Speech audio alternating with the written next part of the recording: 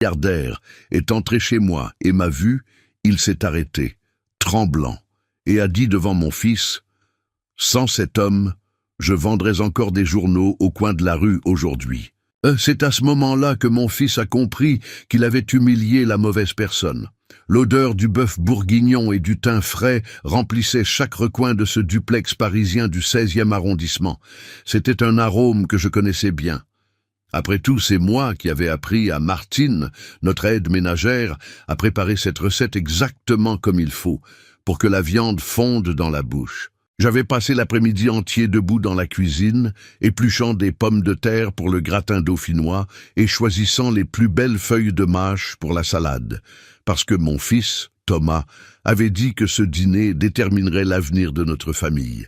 Je me suis essuyé les mains sur mon tablier, sentant cette douleur familière dans le bas du dos que l'âge insiste à apporter. Et j'ai marché vers la salle à manger. La table était dressée comme dans les films, cristaux brillants, serviettes en lin blanc pliées en forme de lys. Mais quand j'ai posé la main sur la poignée de la porte vitrée qui séparait la cuisine de l'espace social, j'ai senti une main glacée sur mon poignet. C'était elle, Isabelle, ma belle-fille. Elle était éblouissante, je dois l'admettre. Elle portait une robe en soie couleur champagne, qui coûtait plus que la retraite annuelle de beaucoup d'honnêtes gens. Mais le sourire, le sourire, n'atteignait pas ses yeux.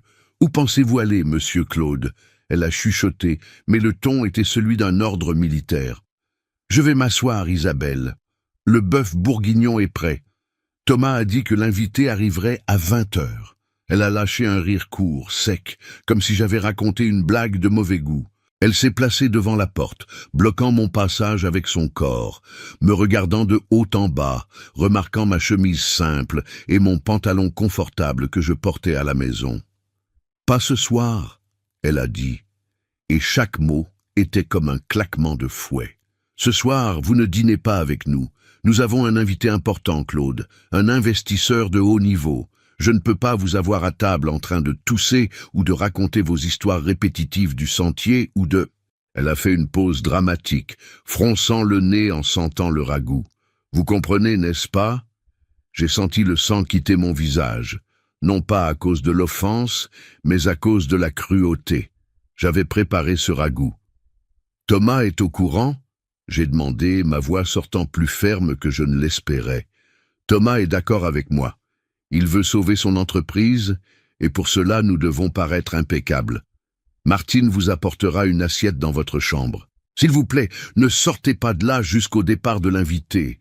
C'est pour le bien de tous. » Elle s'est retournée, m'a claqué la porte au visage et a tiré le rideau de voile, m'isolant dans la cuisine comme si j'étais un vieux meuble qui jurait avec la décoration moderne. Avant que je vous raconte ce que j'ai fait à ce moment-là, et croyez-moi, vous ne voudrez pas manquer la suite. Si vous avez déjà ressenti dans votre chair ce que c'est d'être mis de côté dans votre propre maison, abonnez-vous ici, à la chaîne Les Conseils de Papy. Montrons ensemble que le respect n'a pas de date d'expiration. Je suis resté là, debout, regardant la porte fermée. Le son des verres posés sur la table de l'autre côté semblait venir d'un autre monde. Mon monde se résumait maintenant à cette cuisine de service et à la petite chambre du fond, l'ancienne chambre de bonne, où j'avais été transféré il y a 6 mois. Je n'ai pas pleuré. J'ai avalé les larmes avec la dignité blessée. J'ai pris mon torchon, les plié méticuleusement et les posé sur le plan de travail. Je n'ai pas accepté l'assiette que Martine, les yeux pleins de pitié, a essayé de m'offrir. Je n'ai pas faim, ma petite. J'ai menti. J'avais faim, oui. Faim de justice. J'ai marché par le couloir étroit jusqu'à la petite chambre. Je me suis assis sur le lit dur, écoutant le brouhaha de la ville là-bas dehors. Quelques minutes plus tard, la sonnette a retenti. J'ai entendu la voix exagérément aiguë d'Isabelle. « Soyez le bienvenu, monsieur le docteur.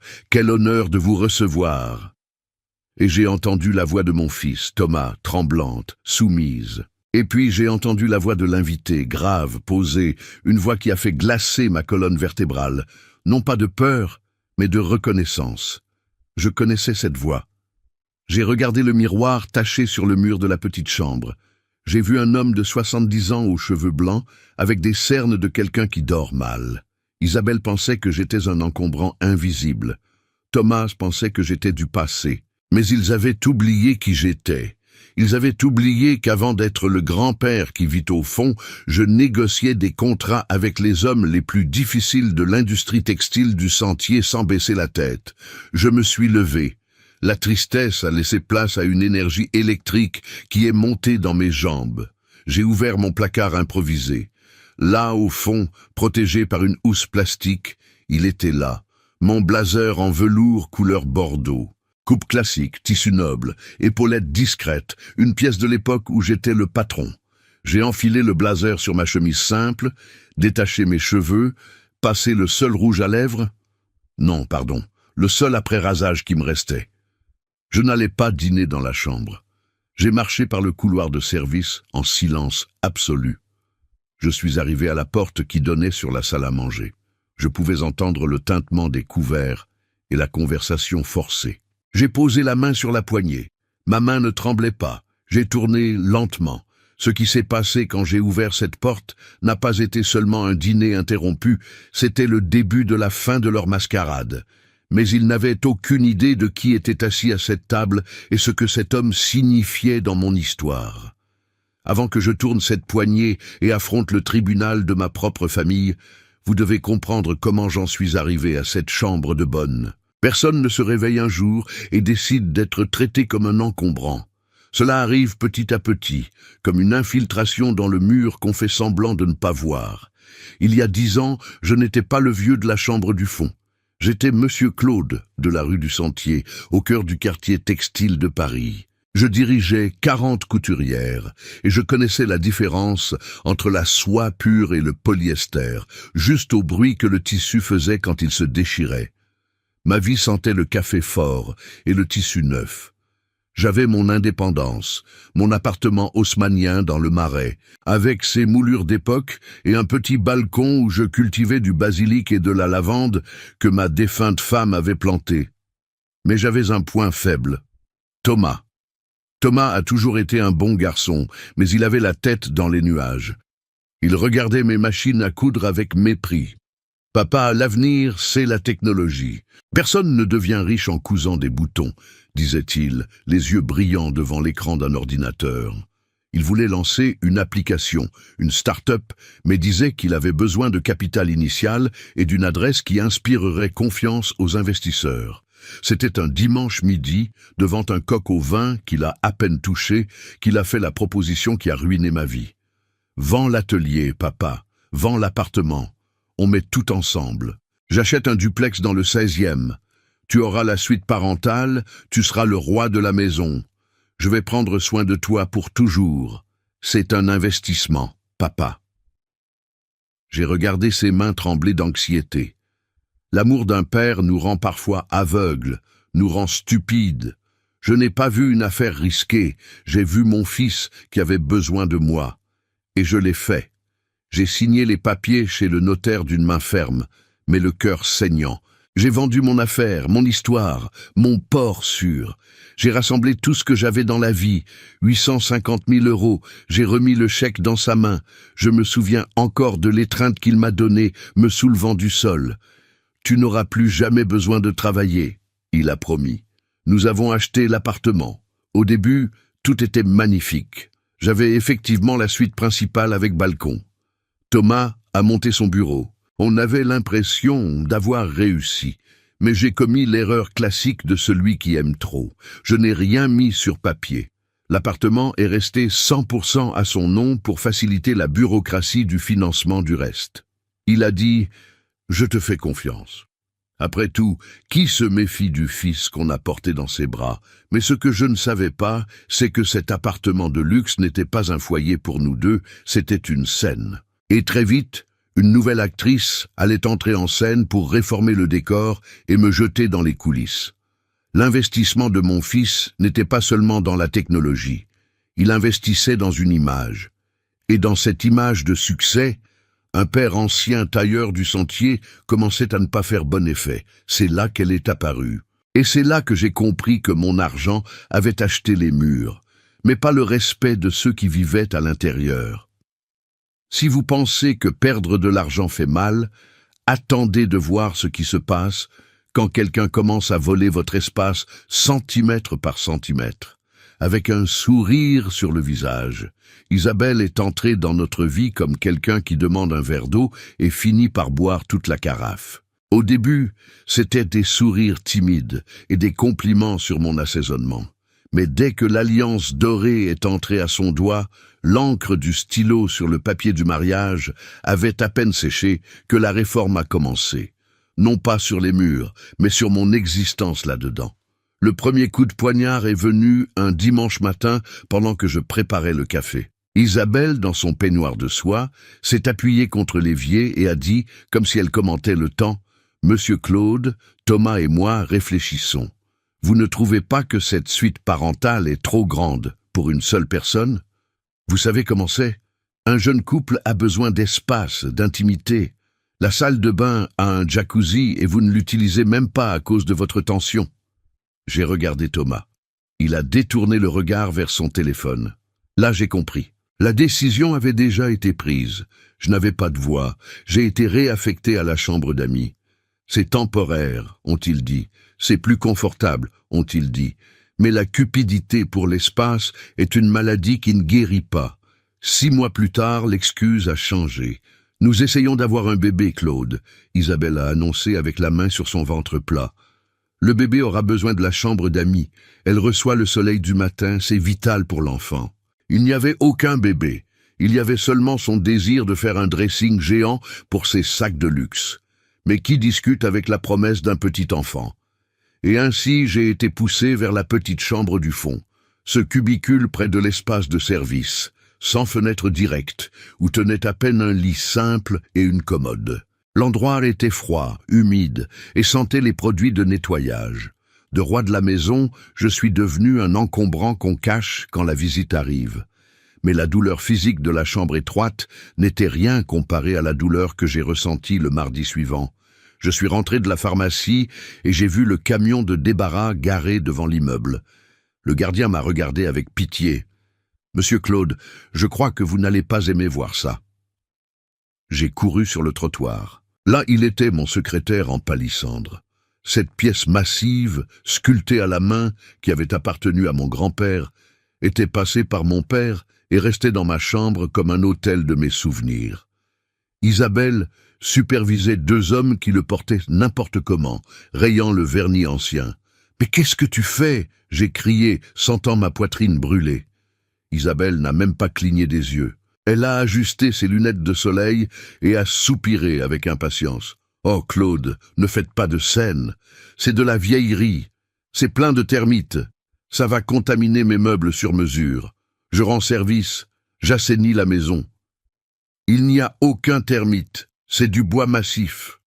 C'était, Claude, c'était. Maintenant, c'est de la poubelle. » J'ai essayé de retenir le meuble, mais il était trop lourd. J'ai vu mon histoire être jetée dans la benne, comme si c'était des déchets de chantier. Le miroir biseauté qui avait reflété mon visage jeune, mon visage de marié, mon visage de veuf, s'est brisé en 1000 morceaux avec l'impact. Au milieu de ce désastre, j'ai vu quelque chose briller sur le sol du trottoir. C'était tombé d'un des tiroirs. J'ai couru et l'ai ramassé avant que quelqu'un ne marche dessus. C'était ma petite boîte à musique en porcelaine, une ballerine cassée sur la pointe qui jouait une mélodie française que je fredonnais à Thomas pour l'endormir quand il était bébé. J'ai serré cette petite boîte contre ma poitrine, sentant la céramique froide contre la peau chaude de colère. Isabelle est entrée dans l'immeuble sans regarder en arrière. Je suis resté là, dans la rue, pleurant non pas pour le meuble, mais parce que j'ai compris à cet instant que pour elle, j'étais exactement comme ce secrétaire. Une vieille pièce qui prenait de la place, attendant le jour de la mise au rebut. Je suis monté par l'ascenseur de service, cachant la petite boîte dans ma chemise, comme si c'était de la contrebande, un crime. Je suis entré dans ma petite chambre claustrophobe et j'ai promis à la ballerine de porcelaine: ils ont pris mon confort, mais ils ne prendront pas ma voix. Je ne savais pas encore que leur plan était encore plus cruel. Après avoir volé mon espace, Ils avaient déjà les yeux sur la seule chose qui garantissait que je ne meure pas de faim. Préparez votre cœur, parce que ce qu'ils ont fait avec ma retraite est le genre de méchanceté qu'on pense n'exister que dans les feuilletons jusqu'à ce que ça nous arrive. On dit que la violence la plus difficile à cicatriser est celle qui ne laisse pas de marques violettes sur la peau. C'est la violence silencieuse, celle qui vous fait douter de votre propre santé mentale. Et c'est exactement comme ça qu'ils ont commencé à toucher à mon portefeuille. Tout a commencé avec une réunion de famille dans le salon. Thomas, tête baissée, se rongeant les ongles comme il le faisait enfant quand il avait une mauvaise note. Isabelle avec une calculatrice à la main et cette fausse expression de préoccupation. Monsieur Claude, elle a commencé, faisant glisser ses doigts parfaitement manucurés sur la table en verre. La situation de l'entreprise de Thomas est délicate. Le marché a changé et vivre ici dans ce duplex a un coût. Les charges de copropriété sont montées à 3 500 € ce mois-ci. Je savais où cela allait. Je suis vieux, pas stupide. De quoi avez-vous besoin? J'ai demandé, sentant un goût amer dans la bouche. Nous avons besoin que vous contribuiez intégralement à la maison. Après tout, vous mangez, vous vous douchez, vous utilisez l'électricité? Thomas a murmuré, sans avoir le courage de me regarder dans les yeux. Votre retraite, papa, les 2200 €. 2200 €, le fruit de 35 ans de cotisation au régime général, de réveils à 4 heures du matin pour ouvrir l'atelier dans le sentier. C'était mon argent de sécurité. C'est temporaire, papa, il a promis. J'ai remis ma carte bancaire et mon code PIN par amour, toujours pour cet amour maudit qui nous fait saigner. Mais le temporaire est devenu éternel, et ce qui était une aide est devenu un kidnapping financier. Soudain, je me suis retrouvé à devoir demander la permission de vivre. L'humiliation venait dans les petits détails, ceux qui font le plus mal. Je me souviens d'un jour au supermarché Monoprix. J'ai mis dans le panier ce yaourt grec aux fruits rouges que j'adorais. Il coûtait 5 €. Isabelle l'a vu, a soufflé et l'a retiré du panier, le rejetant sur l'étagère. « Claude, ayez pitié. Le budget explose. Prenons la marque du magasin. C'est tout du lait fermenté pareil. » J'ai baissé la tête, honteux pendant que la caissière passait les courses. Mais la honte s'est transformée en haine quand nous sommes rentrés à la maison. Isabelle a laissé les sacs dans la cuisine pour que je les range et est montée dans la chambre. Elle est revenue quelques minutes plus tard, défilant avec un nouveau sac en cuir, véritable, couleur caramel.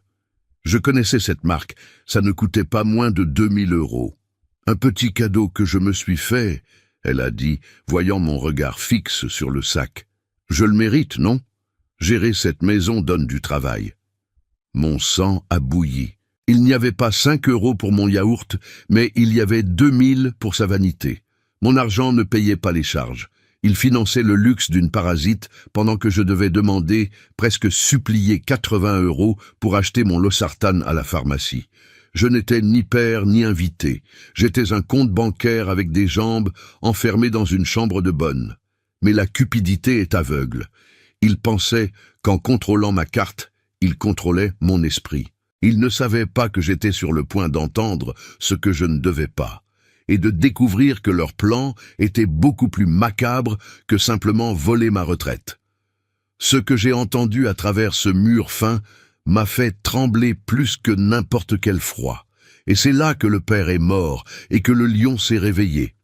Dans cette maison, j'étais devenu une sorte de fantôme. Je nettoyais, je lavais et je repassais, mais personne ne me voyait. Et cette invisibilité qui me blessait tant a fini par devenir ma plus grande arme. C'était un jeudi pluvieux, la maison était humide et froide. Je passais un chiffon dans le couloir, près de la porte du bureau de Thomas. La porte était entr'ouverte, juste une fente, mais suffisante pour que le son s'échappe. J'ai entendu le bruit de glaçons tombant dans un verre de whisky. Il était 15 heures. Mauvais signe. J'ai arrêté le chiffon, retenu ma respiration. « Thomas, on ne peut pas continuer comme ça. » C'était la voix d'Isabelle, impatiente. « Le dressing ne peut plus rien contenir. J'ai besoin d'abattre le mur de la chambre d'amis pour l'agrandir. »« Mais chérie, la voix de Thomas était un fil. Papa dort dans la petite chambre du fond. Si on agrandit ton dressing, on va prendre l'espace de la buanderie. Où va-t-il rester? Il y a eu un silence lourd, cruel. Thomas, réveille-toi, elle a dit avec la froideur de quelqu'un qui négocie du bétail. Ton père n'est déjà plus très bien de la tête. Tu as vu comment il a oublié d'éteindre la lumière de la cuisine hier? Il est gâteux, Thomas. C'est une question de temps avant qu'il ne mette le feu à la maison. J'ai senti mes jambes trembler. Je n'oubliais pas d'éteindre la lumière. C'était Isabelle qui était allée boire de l'eau au milieu de la nuit et l'avait laissée allumée, mais la faute tombait toujours sur le vieux. « Qu'est-ce que tu suggères ?» il a demandé. « Il y a cette maison de retraite à Aubervilliers. C'est pas cher, avec la CNAV. On paie la mensualité là-bas, qui est environ 2000, et il reste 200 net tous les mois. Ça peut payer la mensualité de ma nouvelle voiture, et il reste encore pour les dîners. Il ne remarquera même pas la différence, Thomas. Il aura des gens de son âge pour parler. Ici, il ne fait que gêner. » J'ai posé le chiffon doucement sur le sol pour ne pas faire de bruit. Le choc était si grand que je n'ai pas réussi à pleurer. Mon fils, le garçon que j'avais bercé, que j'avais nourri, pour qui j'avais vendu ma vie, envisageait de m'enfermer dans une maison de retraite bon marché pour que sa femme puisse avoir un dressing plus grand et une voiture neuve au garage. Je valais moins que 4 mètres carrés de placard. Je suis retourné dans ma chambre, sur la pointe des pieds, me suis assis sur le lit et ai regardé mes mains ridées. Elles tremblaient, mais pas de peur. Elles tremblaient de rage. Gâteux, elle avait dit. Inutile, elle avait pensé. À ce moment-là, quelque chose a changé en moi. La tristesse profonde, cette dépression qui me gardait couché, s'est asséchée. À sa place est née une clarté froide et tranchante. S'il pensait que j'étais gâteux, j'allais utiliser ça à mon avantage. S'il pensait que j'étais invisible, j'allais être le meilleur espion que cette maison ait jamais vu. Ils avaient oublié qu'avant d'être père, j'avais été entrepreneur. Je savais gérer des crises. Je savais faire tomber des concurrents malhonnêtes. J'ai essuyé une larme solitaire qui a coulé sur mon visage et j'ai levé la tête. « Tu veux la guerre, Isabelle? Alors tu l'auras. » J'ai ouvert mon tiroir à chaussettes. Là, au fond, caché dans une paire de chaussettes en laine, il y avait un carnet noir ancien et un stylo. Il était temps de commencer la comptabilité de ma souffrance. Mais ils ne savaient pas que j'avais un secret gardé sous clé, un secret financier qui allait tout changer. Ils pensaient m'avoir tout pris, mais ils avaient oublié de chercher au seul endroit qui comptait vraiment. À partir de ce jour, j'ai mis le masque qu'ils avaient créé pour moi. Si Isabelle voulait un vieux gâteux et sourd, c'était exactement ce qu'elle aurait. Pendant la journée, je marchais en traînant les pantoufles, je posais la même question 2 fois, je laissais tomber la télécommande de la télé. Il riait dans mon dos. « Papa est fini !» Thomas disait soulagé. Il ne savait pas que quand la porte de ma petite chambre se fermait le soir, le vieux gâteux disparaissait. Sous le matelas, dans une taie d'oreiller usée, je gardais mon arme secrète, un carnet à couverture noire. Là, avec mon écriture cursive impeccable d'ancien professeur de coupe et couture, j'enregistrais tout. 12 mai. Isabelle m'a appelé poids mort devant la femme de ménage. A détourné 400 € du compte joint pour le coiffeur. 18 mai. Thomas a crié sur moi parce que j'ai demandé une couverture plus chaude, a dit que je coûtais trop cher. Mais le plus grand secret n'était pas dans ce carnet, il était dans ce que je n'avais pas vendu. Quand je me suis débarrassé de l'atelier et de l'appartement pour donner l'argent à Thomas, une intuition, cette voix de Dieu qui souffle à l'oreille des pères, m'a fait garder quelque chose. Je n'avais pas vendu un petit local que j'avais rue du Faubourg Saint-Denis. C'était un bien laid, tombant en ruine, mais que j'avais loué à un atelier de réparation automobile. Il ne savait pas, mais tous les 5 du mois tombaient 2500 € dans un ancien compte d'épargne au Crédit Agricole, de ces livrets bleus que plus personne n'utilise. Je n'avais jamais touché à cet argent, je l'avais laissé fructifier pendant 10 ans. Aujourd'hui, j'avais un fonds d'urgence de exactement 120 000 €. Je n'étais pas riche, mais je n'étais pas indigent. J'avais le pouvoir de fuir. Un mardi, j'ai fait semblant d'aller à l'église pour le chapelet, j'ai pris un taxi et suis allé au cabinet de Maître Dupont, dans le vieux Paris. L'immeuble sentait la cire et la poussière, odeur de justice ancienne. Maître Dupont, avec ses bretelles et sa moustache blanche, m'a reçu comme un frère. Quand je lui ai montré l'acte de propriété de l'appartement et raconté ce que je vivais, il a enlevé ses lunettes et a souri. Un sourire de quelqu'un qui a un as dans sa manche. Claude, mon cher, vous n'avez pas fait une simple vente à Thomas. Vous vous souvenez qu'on avait mis ça comme une donation avec réserve d'usufruit pour éviter les impôts à l'époque? Et vous vous souvenez de la clause de révocation pour ingratitude? Mon cœur s'est arrêté. L'ingratitude est un crime, maître. Dans le Code civil, c'est un motif pour annuler la donation. Claude. Injure grave, calomnie, absence d'assistance. Si on prouve qu'il vous maltraite, l'appartement redevient le vôtre. Et avec ce carnet ici, il a tapé sa main sur mes notes, nous avons les munitions. Je suis sorti de ce cabinet sentant le soleil frapper mon visage d'une manière différente. L'air semblait plus léger.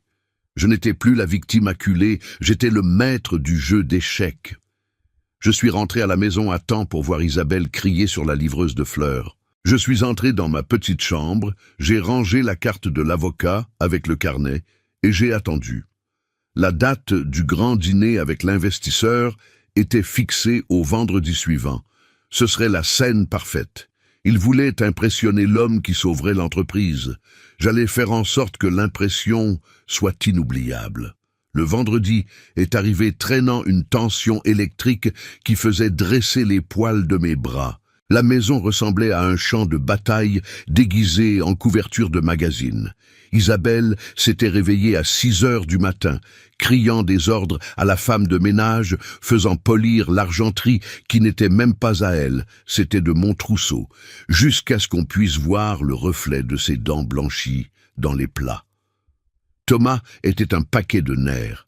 Il marchait de long en large dans le salon, ajustant sa cravate, transpirant froid. Son entreprise tenait à un fil. Dette sociale, fournisseur en retard. Il avait besoin de ses 5 millions d'euros comme un naufragé a besoin d'air. Et la seule bouée de sauvetage était ce fameux docteur Beaumont, un investisseur légendaire connu pour être impitoyable avec l'incompétence. Vers 19 heures, quand l'odeur du bœuf bourguignon parfumait déjà le couloir, Isabelle est entrée dans ma petite chambre.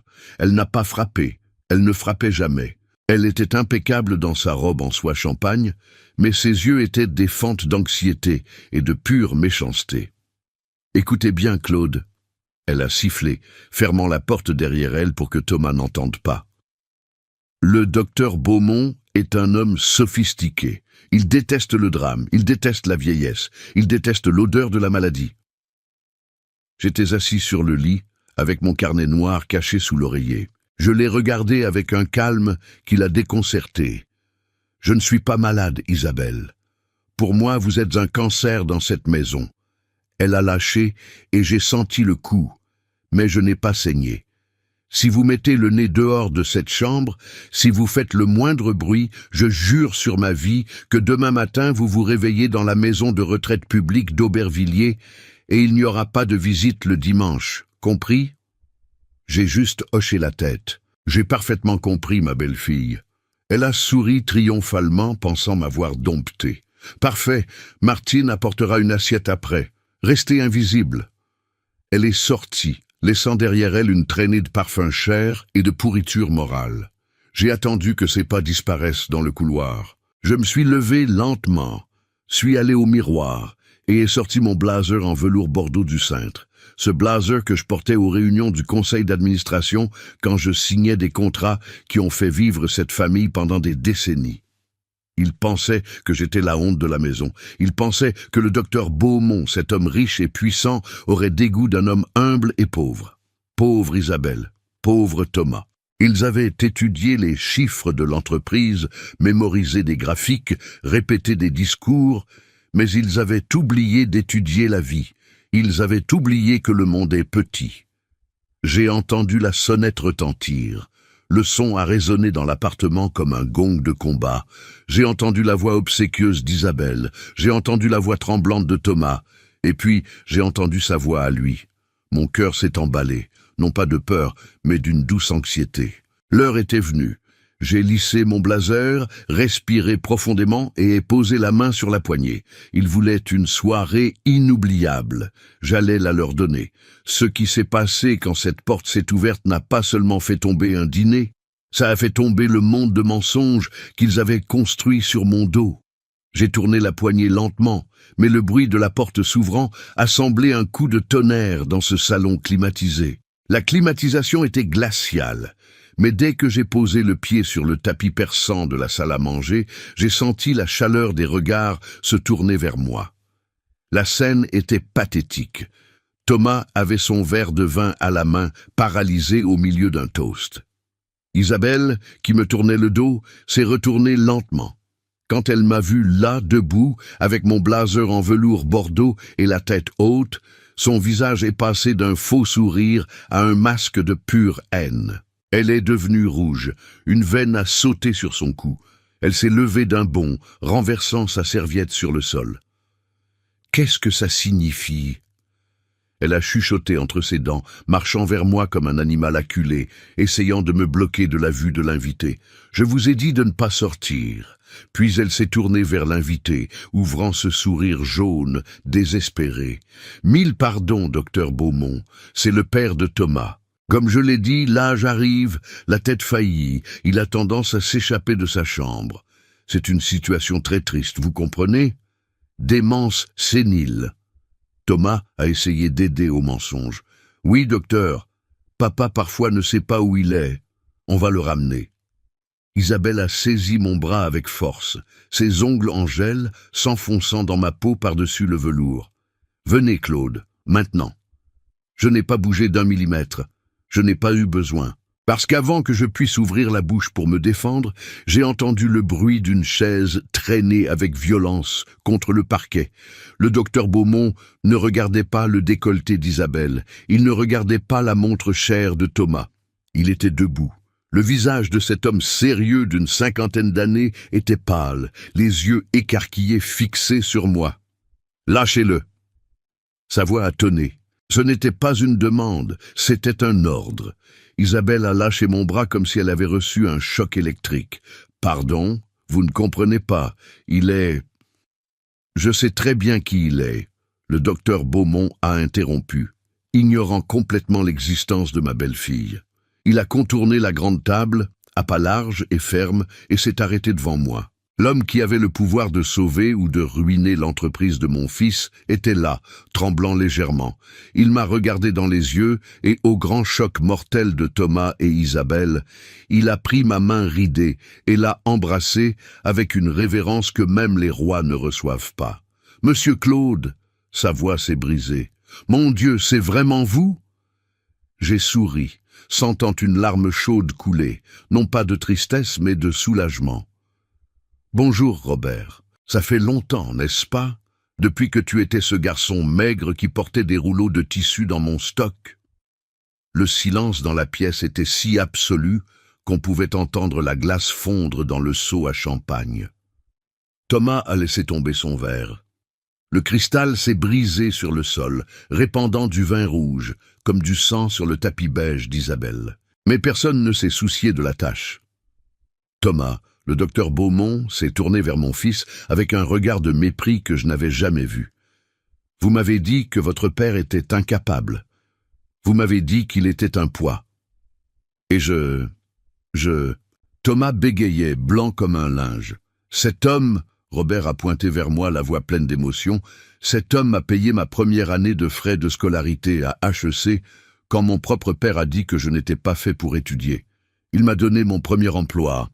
Si je suis l'investisseur providentiel que vous adulez tant aujourd'hui, c'est parce que Monsieur Claude a été l'ange qui a cru en moi il y a 30 ans. » Il s'est tourné vers moi à nouveau, ignorant les éclats de verre au sol. « Parrain, qu'est-ce qu'ils vous ont fait? Pourquoi vivez-vous dans les arrière-cours » J'ai respiré profondément. Le jeu avait tourné. L'humiliation avait changé de côté de la table. J'ai regardé Isabelle, qui semblait avoir rétréci de 10 centimètres. J'ai regardé Thomas, qui n'avait pas le courage de lever la tête. « Ah, Robert !» j'ai dit avec le calme de quelqu'un qui tient le fouet. « C'est une longue histoire, mais puisque tu es là, Je pense qu'il est temps que nous dînions tous et que nous parlions affaires. J'ai marché jusqu'au bout de la table, la place qui était celle de Thomas, et j'ai tiré la chaise pour moi. Vous pensez qu'ils ont ressenti de la honte? La honte n'était rien. Ce qui s'est passé à cette table à manger a été un massacre moral. Et je ne faisais que commencer. M'asseoir au bout de cette table, à la place que Thomas occupait avec tant d'arrogance, avait une saveur meilleure que n'importe quel banquet. Le silence dans la pièce était si dense que si quelqu'un avait frotté une allumette, l'air aurait explosé. Isabelle, tremblant dans cette robe de soie qui maintenant ressemblait à un costume ridicule, a tenté sa dernière carte, la carte de la manipulation. Elle a forcé un rire nerveux, aigu, qui a mal résonné sur les murs. « Oh, quelle coïncidence merveilleuse, docteur Beaumont !» Elle a bégayé, servant de l'eau d'une main tremblante, en renversant un peu sur la nappe. Nous préservions juste Claude. Vous savez comment c'est? Il se fatigue vite. Mais bien sûr qu'il est le roi de cette maison, n'est-ce pas, papy? Elle a essayé de toucher mon épaule. Je n'ai même pas eu besoin de bouger. Robert, pour eux, docteur Beaumont, a lancé un regard si tranchant vers sa main qu'elle a retiré son bras, comme si elle avait touché une braise. « Préservé ?» Robert a demandé, la voix basse et dangereuse.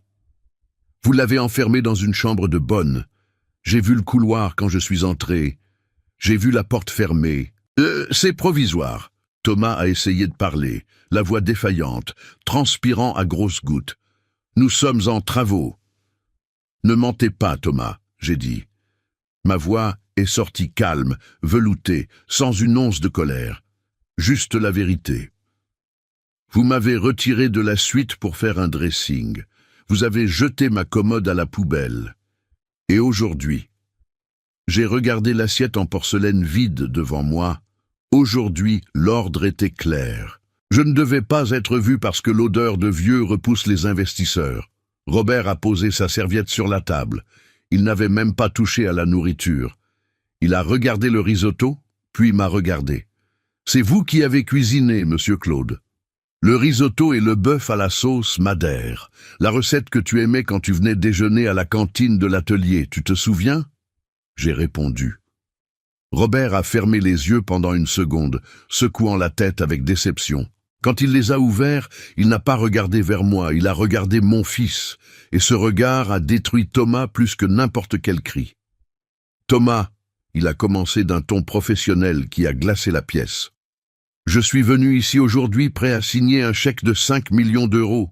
Votre technologie est bonne, vos chiffres sur papier sont prometteurs. » Les yeux de Thomas ont brillé d'un espoir pathétique. « Oui, docteur, le projet est solide. Nous allons... » Mais Robert a levé la main, interrompant. « J'ai appris tout ce que je sais sur le caractère avec votre père.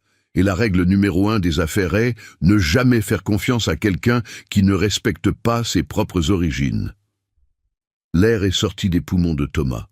« Si vous avez le courage d'humilier l'homme qui vous a donné la vie, qui a vendu son patrimoine pour que vous viviez dans ce luxe, que me feriez-vous, Thomas?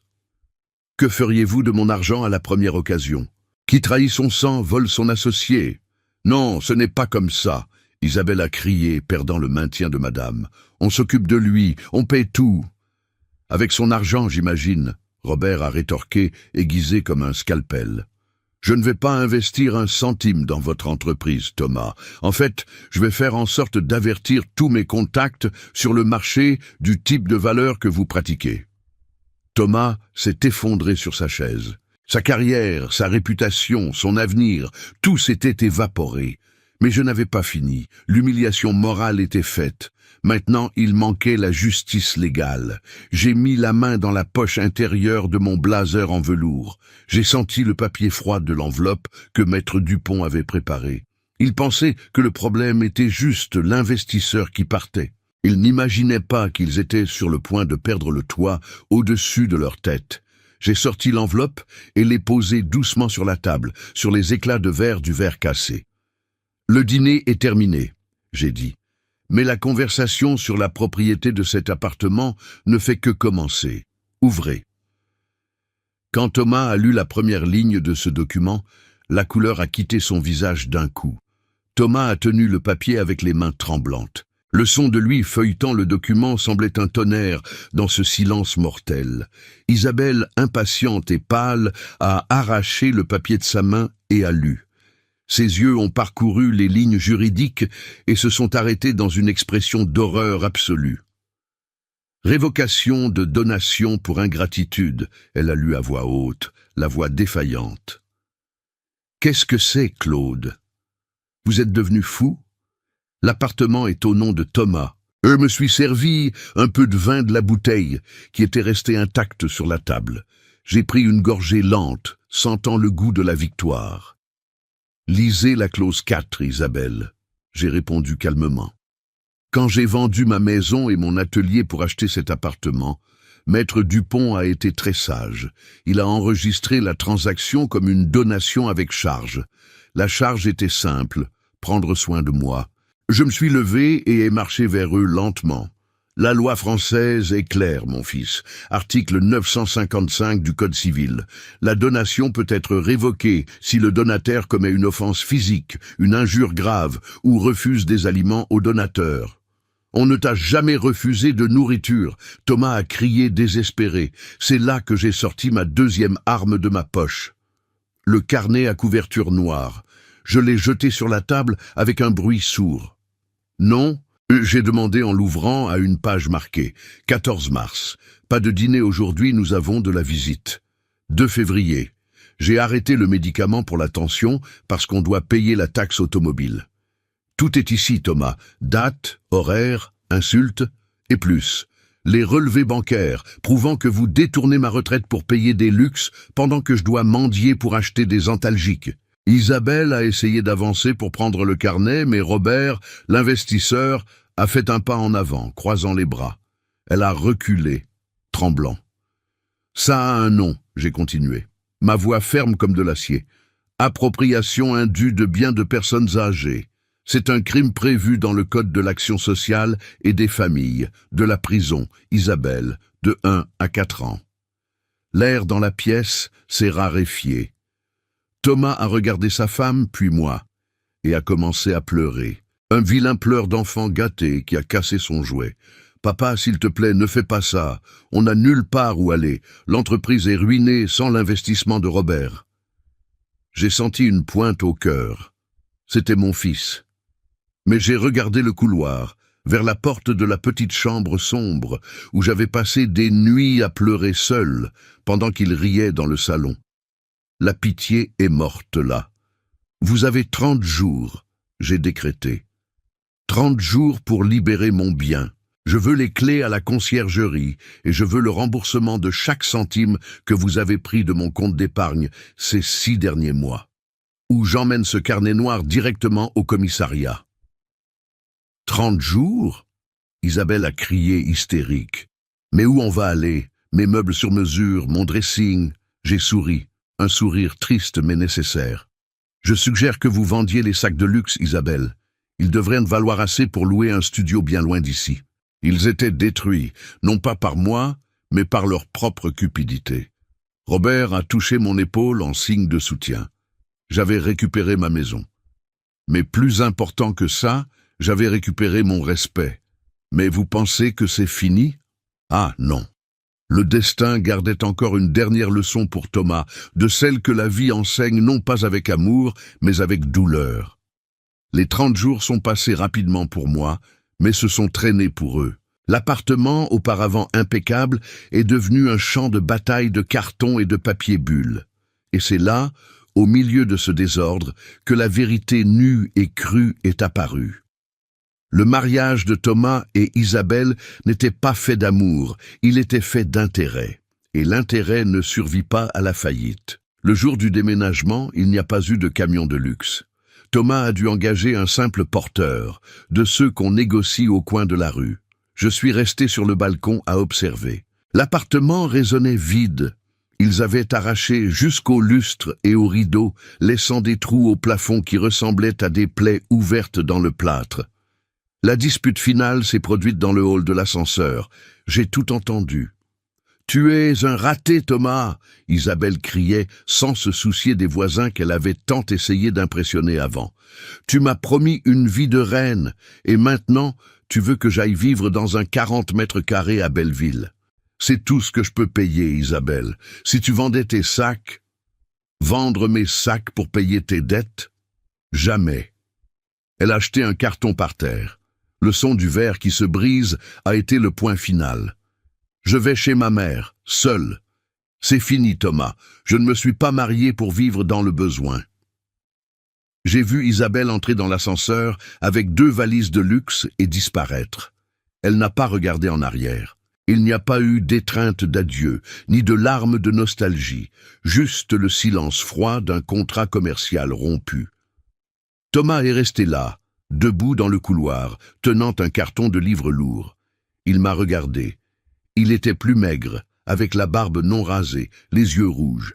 Pour la première fois en année, j'ai vu mon fils, et non pas la marionnette de cette femme. Il attendait.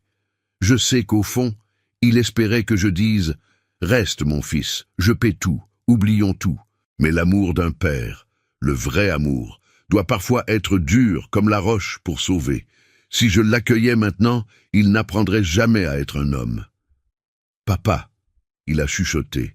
« La clé, Thomas. » J'ai tendu la main fermement. Il a mis la clé dans ma paume. Ses doigts étaient gelés. « Pardon. Le pardon, je te le donne, mon fils. Mais la confiance, celle-là, tu devras la reconquérir avec le temps. Maintenant, va. Le camion attend et il facture à l'heure. » Mais Thomas est parti. Aujourd'hui, j'ai appris par le docteur Beaumont, qui d'ailleurs a tenu à garder contact avec moi, que Thomas travaille au service administratif d'une entreprise de transport. Il gagne un salaire honnête, pointe, prend le bus, emmène son repas. Il vit dans un studio simple. On dit qu'il est plus humble, qu'il a appris à valoriser chaque euro, que pour la première fois de sa vie, il construit quelque chose qui est vraiment à lui, sans marcher sur personne. La justice a été faite non pas avec la prison, mais avec la réalité.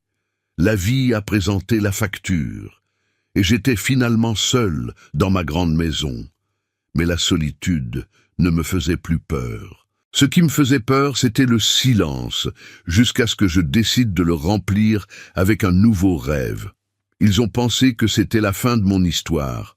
Mais en réalité, à 70 ans, je tournais juste la page vers le meilleur chapitre de tous. Rester dans cet appartement en duplex aurait été vivre dans un musée de douleur. Chaque coin me rappelait une humiliation, un ordre silencieux, un plat refusé. Je n'avais pas besoin de ce luxe froid.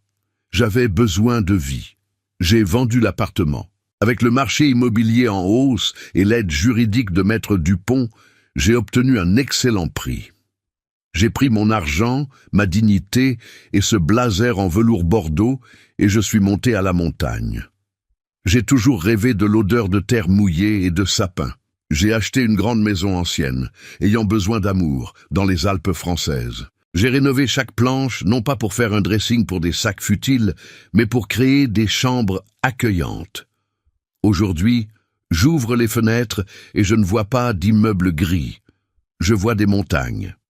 J'ai inauguré l'auberge, le refuge de Claude. Ce n'est pas un grand endroit, c'est un lieu d'âme. Ici, c'est moi qui commande la cuisine. L'odeur de tarte aux myrtilles et de café passé accueille les hôtes dès l'entrée. Et savez-vous qui est mon hôte le plus fidèle? Robert. Il vient tous les mois, fuit la folie de Paris pour manger mon risotto et parler de la vie sans intérêt, juste de l'amitié. Il dit que je suis le parrain de son succès, mais je dis qu'il a été l'ange qui m'a redonné des ailes. En ce moment même, je finis d'arranger la table du petit déjeuner. Les hôtes descendent, souriant, me souhaitant « Bonjour, monsieur Claude », avec un respect authentique, celui qui manquait au sein de ma propre famille. Je suis allé au miroir du hall d'entrée, j'ai ajusté mon blazer en velours couleur bordeaux, le même blazer que j'ai porté la nuit de l'humiliation, mais aujourd'hui, ce n'est plus une armure de guerre. C'est l'uniforme d'un vainqueur. Il ne me sert plus, il m'embrasse. Je ne suis plus le père de Thomas qui vit par faveur. Je ne suis pas le beau-père vieux d'Isabelle. Je suis Claude, entrepreneur, hôte, homme. La leçon de grand-père. Claude. Mes chers amis, l'histoire que je viens de vous raconter n'est pas seulement la mienne, c'est celle de milliers de personnes âgées qui, chaque jour, sont mises de côté par ceux-là même qui devraient les honorer. J'ai appris 3 vérités essentielles que je veux partager avec vous aujourd'hui. Première leçon. La dignité n'a pas d'âge. On peut perdre le toit, on peut perdre l'argent, mais jamais, au grand jamais, on ne doit livrer la clé de notre bonheur dans les mains d'une autre personne. Le respect de soi commence par le respect que nous exigeons des autres. Deuxième leçon, l'amour véritable exige parfois la fermeté. J'ai dû être dur avec Thomas, non par vengeance, mais par amour. Un père qui sauve son fils de la facilité lui donne le plus grand cadeau, la possibilité de devenir un homme digne. Parfois, laisser quelqu'un tomber, c'est lui permettre d'apprendre à se relever. Troisième leçon, il n'est jamais trop tard pour recommencer. À 70 ans, j'ai construit une nouvelle vie. L'âge n'est pas une prison, c'est une bibliothèque remplie d'expériences. Chaque ride sur mon visage raconte une bataille gagnée. Ne laissez personne vous dire que vous êtes trop vieux pour rêver. Si vous traversez une situation similaire, rappelez-vous, vous n'êtes pas seul. Vous n'êtes pas un fardeau. Vous êtes un trésor d'expérience et de sagesse. Ne tolérez jamais l'humiliation, même si elle vient de votre propre famille. Et à vous, les plus jeunes qui regardez cette vidéo, regardez vos parents, vos grands-parents. Voyez-les non pas comme des reliques du passé, mais comme les architectes de votre présent. Sans eux, vous ne seriez rien. Le respect n'est pas une option, c'est un devoir moral. N'oubliez jamais, celui qui construit les marches que vous montez, c'est aussi les détruire et les reconstruire encore mieux. Mon ami, l'histoire de Monsieur Claude nous enseigne que le respect n'est pas négociable et qu'il n'est jamais trop tard pour reprendre les rênes de sa propre vie. Combien de Claude connaissez-vous qui souffrent en silence? Si cette histoire a touché votre cœur, si vous avez vibré avec le courage de Claude en ouvrant cette porte, laissez votre like maintenant, c'est très important pour nous. Je veux connaître votre opinion dans les commentaires. Auriez-vous eu le courage de faire ce que Claude a fait et d'expulser votre propre fils? Ou auriez-vous essayé de pardonner et de continuer à vivre ensemble? Écrivez « J'aurais fait pareil » ou « J'aurais pardonné ». Et dites-moi de quelle ville de France vous regardez cette vidéo. Abonnez-vous à la chaîne Les Conseils de Papy et activez la cloche, car demain j'apporte une autre histoire émouvante qui vous fera voir la vie avec d'autres yeux. À demain.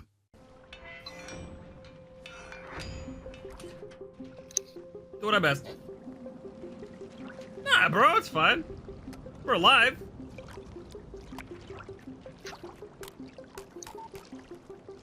Start of the year is always very rough.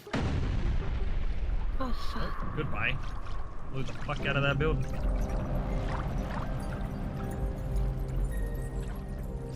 But yeah, you definitely like this game, man. We see it. Great job. Thanks, I hope it's enough. You had any contact with Jade? Crane. Jade, is that you? Crane, I heard what you did. I see what you did. Oh, now you like me. Do you Sounds believe about now right. that I'm on your side?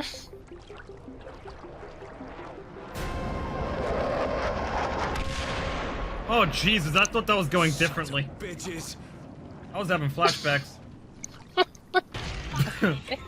you're really on our side, you've got to contact What an achievement. They must stop the Why am I not getting bombing the achievements? city. Because you've played this game I like know, 3 but I times. lost my one and Oh, only way to makes reach him. sense.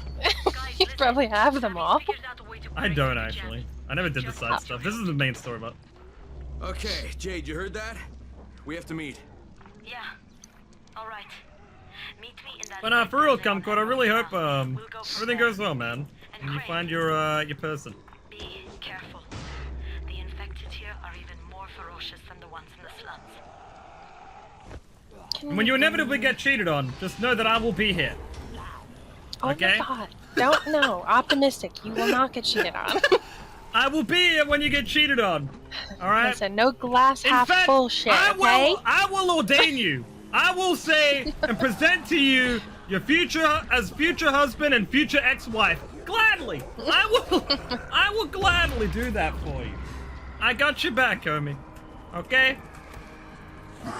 We live in 2022. It's just how it is. Yo, someone's making a bum-ass barbecue. Smells awesome. I can't put my weapons out and there's a zombie in this building. I don't think it was meant to be. Oh. The zombie Where? collapsed. And died. Yeah, that's... Building. Yep. Pretty This funny. building. Damn. I like how Zena caught the joke. Okay. Wait, what building? Am I in the building? Yeah, the one I'm in. What? Where the fuck are you? Did I just give you a teleport here? No. Why was this very hard to lockpick? I'm terrified. What? I'm not going in that. Get in. No. Open it. I can't open it. You open like, it. actually, I I can't, can't open it either. Oh. Why have you just locked us in? I don't know. I was adventurous.